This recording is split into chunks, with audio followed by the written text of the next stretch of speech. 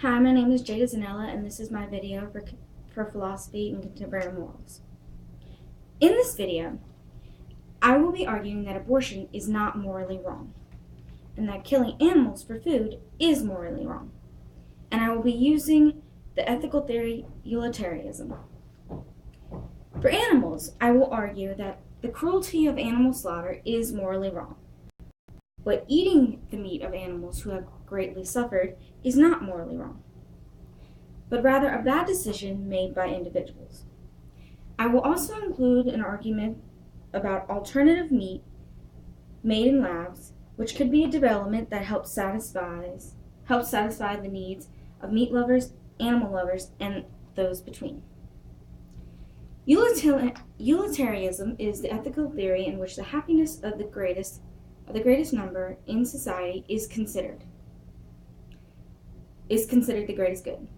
According to this philosophy, an action is morally right if its consequences lead to happiness, which is the absence of pain, and wrong if it ends in unhappiness, which is pain. If animals feel and understand, they can have happiness absent of pain, and unhappiness, which is pain, and therefore are considered a part of our society under utilitarianism. There are a variety of animals among the earth, so by this argument I will consider the animals used for food, as well as animals that show signs of intelligence and feel pain just as we do. It has been proven that animals feel pain. The animals at slaughterhouses are being contained in terrible, harsh conditions, and are often being killed in extremely violent and inhumane ways.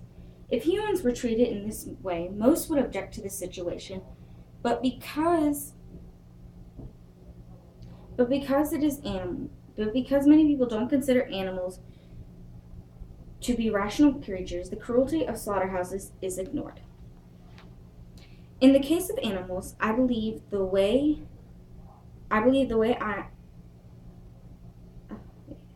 we kill animals for food is cruel and unjust. Unfortunately, although I feel that way, I am unwilling to give up my delicious steak or burger. There are others who feel animal cruelty is wrong, but still eat meat simply because they enjoy it. I think the best solution that will give animals and meat lovers peace with each other is alternative meat created in labs. According to Hopkins, Patrick D., and his article, Vegetarian Meat, Technology Saved Animals and Satisfied Meat Eaters, it is suggested that people often feel guilty about eating meat because they know animals in the slaughterhouses had to go through excruciating pain to be packaged and sold to a supermarket for them to put in their basket and bring home. Supermarkets make meat neat and clean, presenting it to the public as disconnected from the suffering animal it came from. This has resulted in many people ignoring the fact that animals suffer greatly. Those who realize that the animal suffered before they could put it on their dinner table often feel guilty about buying and consuming meat. Some even wish to be vegetarians, but a number of people ignore this feeling because they really love meat. There is, however, a development in progress that can help animal lovers, meat lovers, and all of those in between. Experiments on creating meat by reproducing animal cells of creatures like pigs, cows, and fish could change the way we see and eat meat. The meat created in these labs is not artificial, but actual meat created.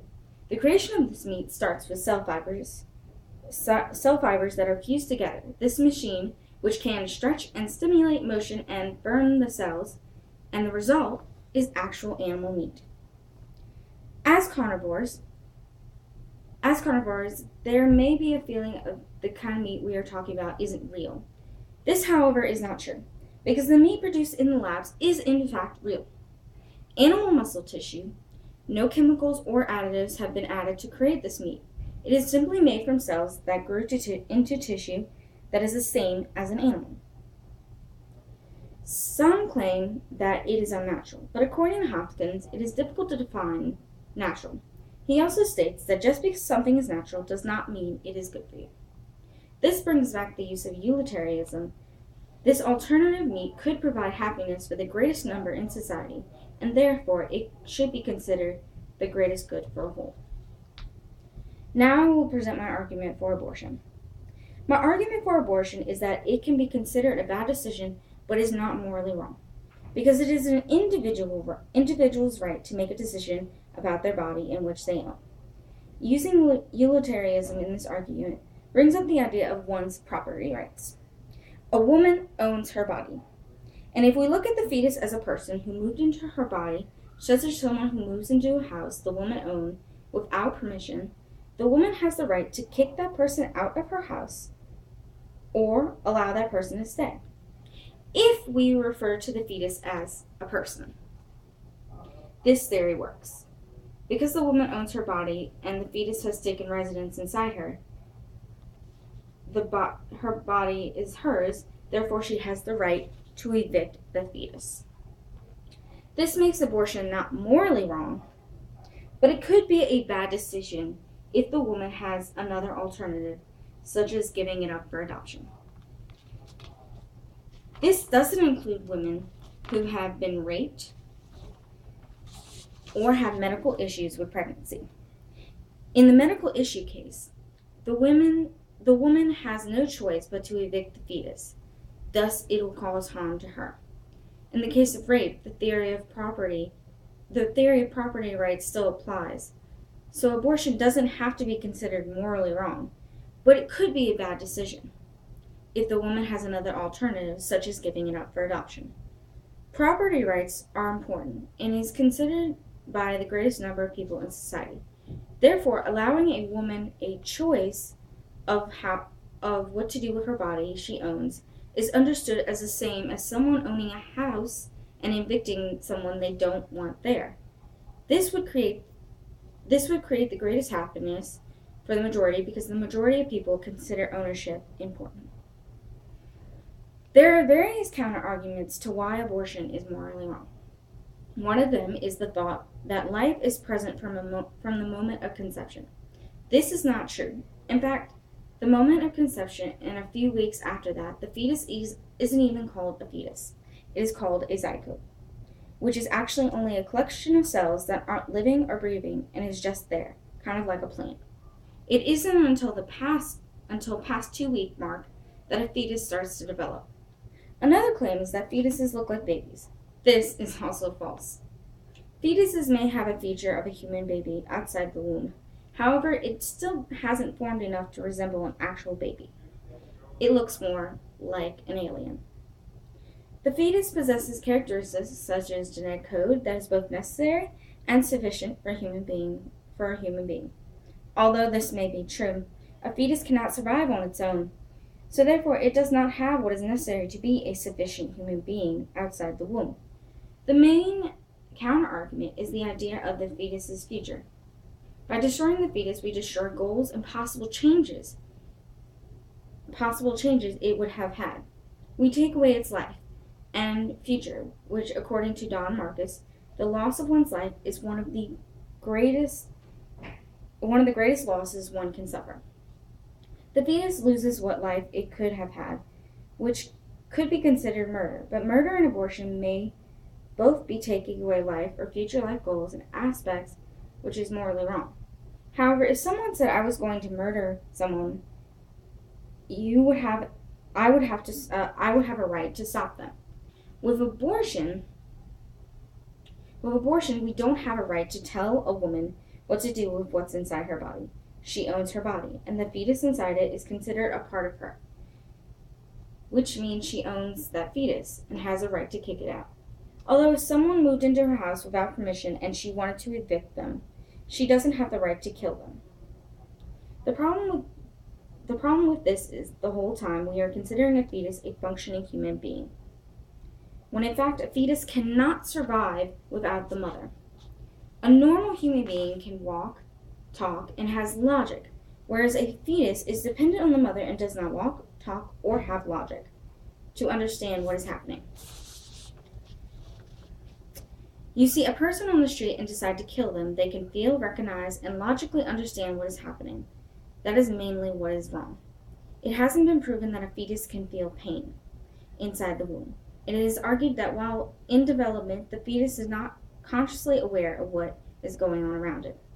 Now, maybe after a certain term of pregnancy, the fetus has developed a brain and is able to move and may even be able to feel pain, but it won't logically understand what the feeling of pain is and will not be able to voice it.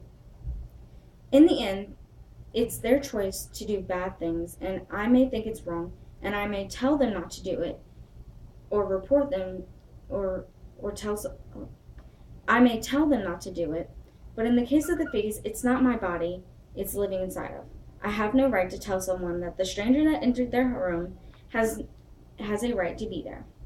If we use utilitarianism in the sense of the mother and the fetus being the greatest number, the mother would have the right to an abortion if it brings her the greatest happiness as a whole. This is because it can't bring the fetus happiness as a whole, because the fetus has not developed the understanding of happiness or unhappiness. In conclusion, I have no right to tell someone that the stranger that has entered the room has a right to be there, but just like I have no right to tell a woman what she can and can't do with her body and what is growing inside her. I can tell her it's a bad decision and that there are alternatives such as adoption, but I can't tell her it's morally wrong because she has an individual right to her body.